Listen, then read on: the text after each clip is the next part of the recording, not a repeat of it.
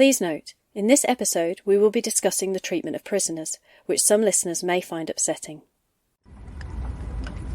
The suffragettes, a lot of them were working class and they saw that the system had no time for them. There was no point trying to get their aims within the accepted rules of behaviour. You needed to be a bit more creative, and Hilda Burkitt certainly was.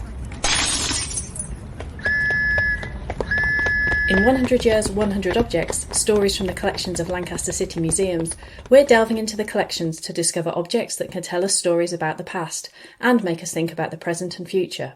I'm Rachael Roberts, Collections Registrar at Lancaster City Museums.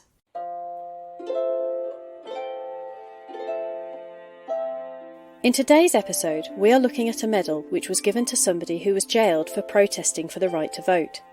It can tell us a part of the experience of people who felt they needed to break the law to get their voice heard. Today's object is a Suffragette Hunger Strike medal.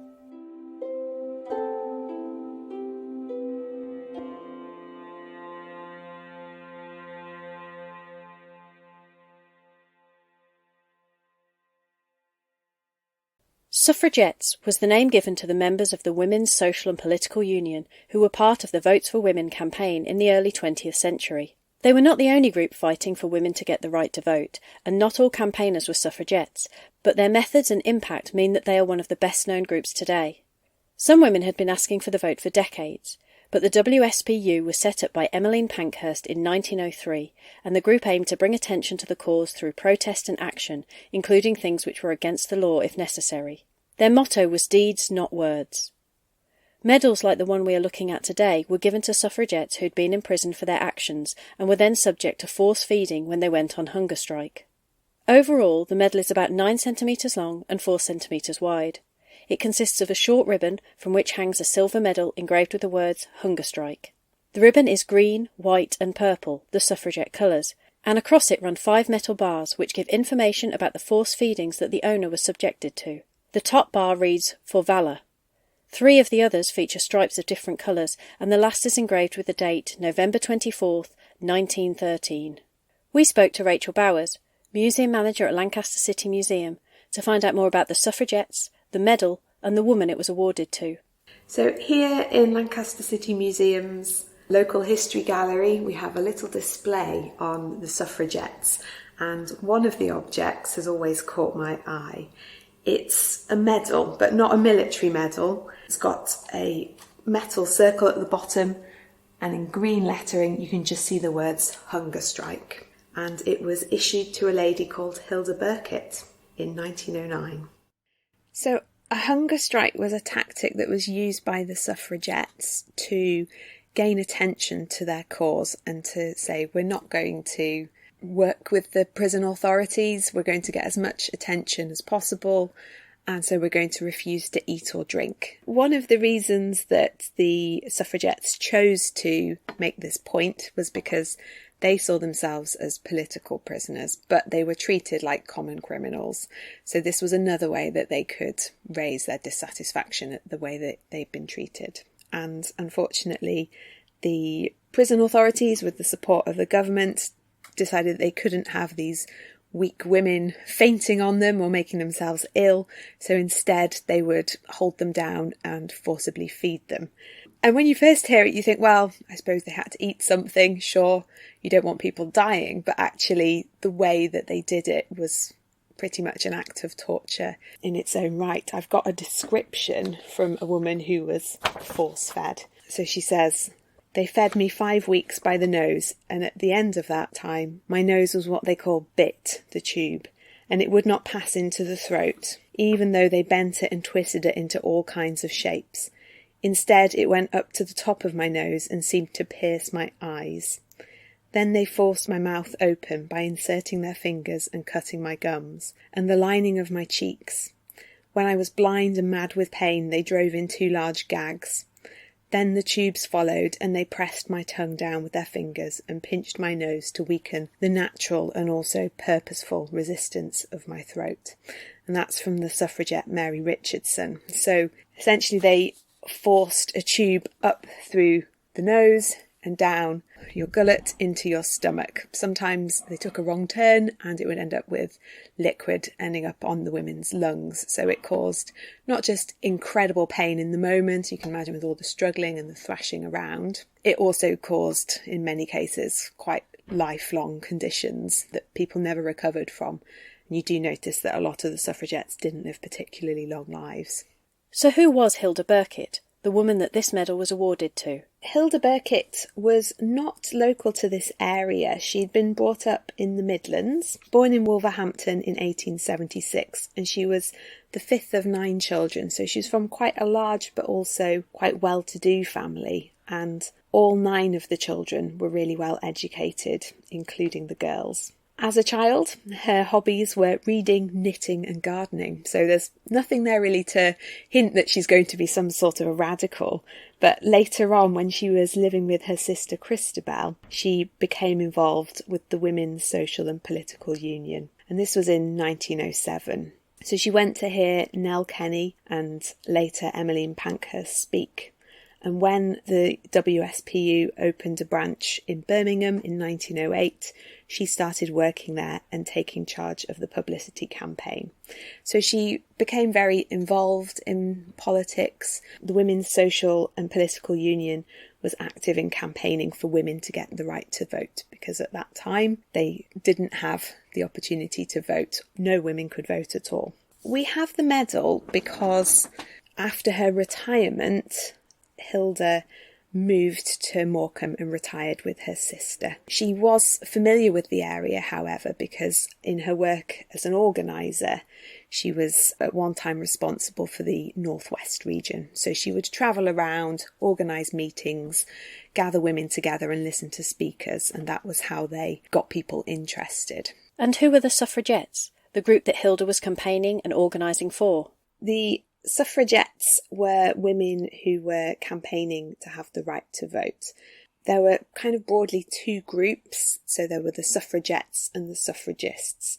Suffrage is the vote, the right to speak, and initially everybody who was campaigning for women to get the right to vote referred to themselves as a suffragist. However, a newspaper coined the term suffragette, which they meant as a bit of an insult, really. It's a diminutive. However, some of the women took it to be, frankly, a compliment, like that's who we want to be.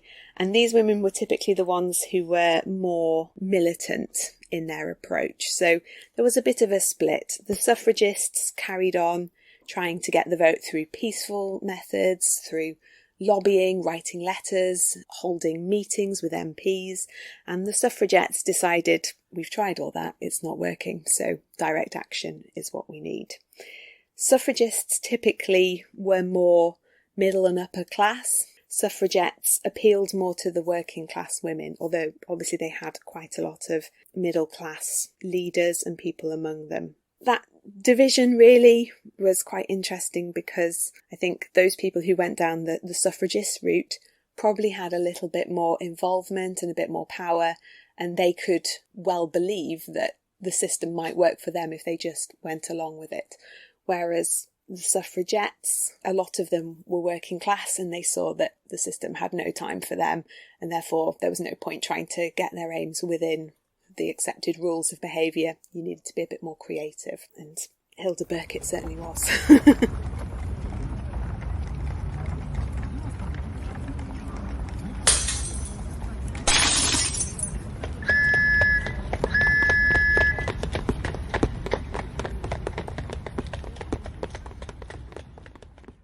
Next, Rachel told us about why Hilda Burkitt was arrested and the sort of actions that she took in the name of getting women the vote. So she was arrested a few times. So in 1909, she was arrested because she threw a stone at the window of the Prime Minister, H.H. Asquith, at his train as it moved away from Birmingham New Street Station. He'd been in Birmingham for a budget meeting. It was supposed to be very well guarded by police, and it was. However, the suffragettes climbed onto a roof and hurled slates at him. And during her court appearances, Burkitt wasn't sorry for what she'd done, and she emphasised that there was a political motivation. There was a reason why she was doing this. So she was quite quickly imprisoned, sent to Winson Green Prison, and as they were taken to prison, she and the other suffragettes with her were singing, being defiant, threatening to assault prison authorities and saying that they wouldn't go into cells. And they immediately went on hunger strike when they got there. She also took part in acts of vandalism. So in 1912, she was sentenced to 4 months imprisonment for window smashing, but she was released on medical grounds after going on hunger strike. And in November 1913, she was arrested in Leeds with another suffragette called Clara Giveen, and she was arrested for attempting to burn down the grandstand of Leeds football ground. So we've come a long way from gardening and knitting. She goes on a bit of a vandalism spree in Suffolk in 1914.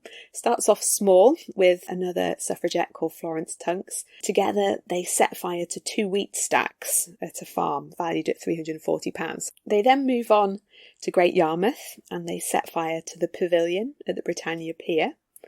And then in Felixstowe they set fire to the Bath Hotel, which causes £36,000 of damage. They chose to do those acts at a time of year when the hotels were unoccupied, it was very quiet, so they knew that they weren't going to harm anybody. But by damaging property, they were, really drawing attention to their cause and saying, well, if you won't listen to us when we try and speak to you, when we bring you letters and petitions, this is what we're going to do next.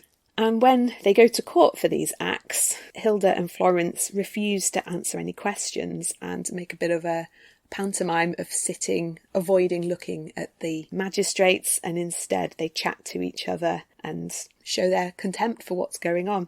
That's in 1914. She obviously ends up in prison for that. But of course, with the coming of the First World War, the government feels that they need to really be concentrating on the war effort, and a lot of the suffragettes do as well. So they do end up agreeing that they will let suffragettes out of prison so long as they agree that they're not going to do any more militant acts.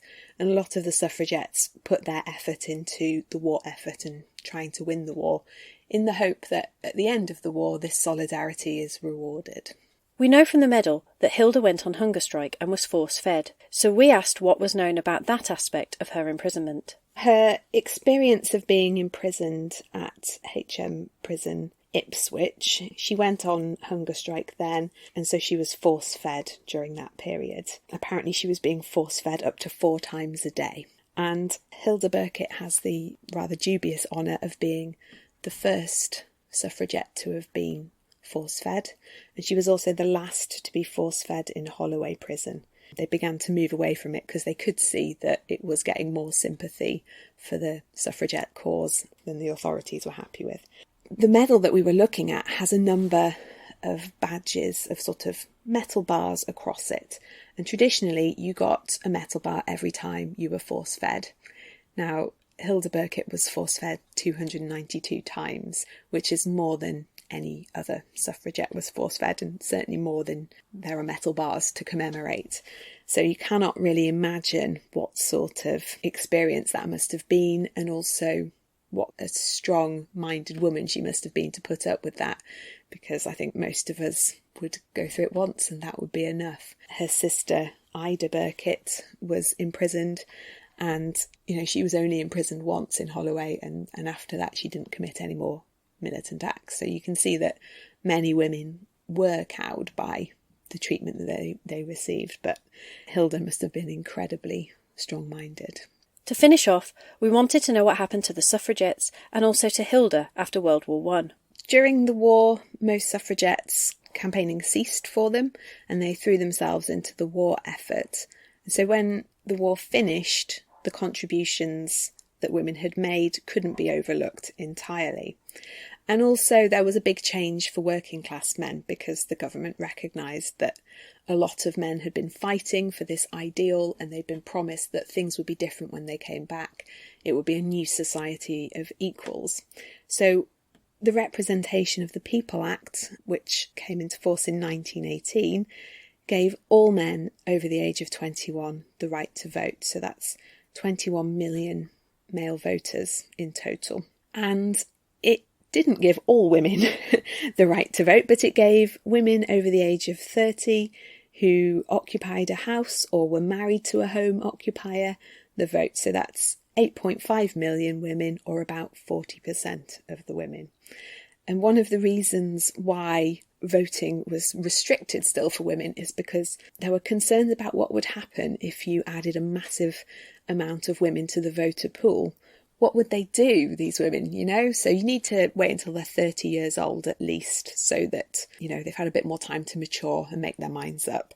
Lloyd George also had a particular concern that women were naturally conservative. So as a Liberal himself, he was a bit reluctant to just add a huge number of women to that voter pool. So by keeping it at these unequal levels, it meant that some women could vote, the sensible ones that are a bit older, and hopefully you wouldn't be flooded with conservative voters. Another reason why he was concerned about just giving all women the vote is that a lot of men had died. So you didn't want to be in a situation where all of a sudden women voters were the main vote that you needed to go after, and just everything had to be done to please the female voter. So this unequal way of giving women the vote helped to maintain some of the power balances. So women didn't get the vote on equal terms until 1928. During the war, Hilda got married to a man called Leonard Mitchener, and it doesn't seem to have been a particularly successful marriage. They later had the marriage dissolved, but she kept using his surname, and we know that she worked as a confectioner and cake maker up until her retirement, and that's when she moved to Morecambe to live with her sister, Ida Burkitt. So Ida had also had quite an interesting life as well. She'd been a photographer and later a nurse. So they lived together, and Hilda died in March 1955 in Lancashire. Thank you so much for listening to this episode of 100 Years, 100 Objects. We hope you will listen to some of our other episodes where we talk about everything from auroras to artists.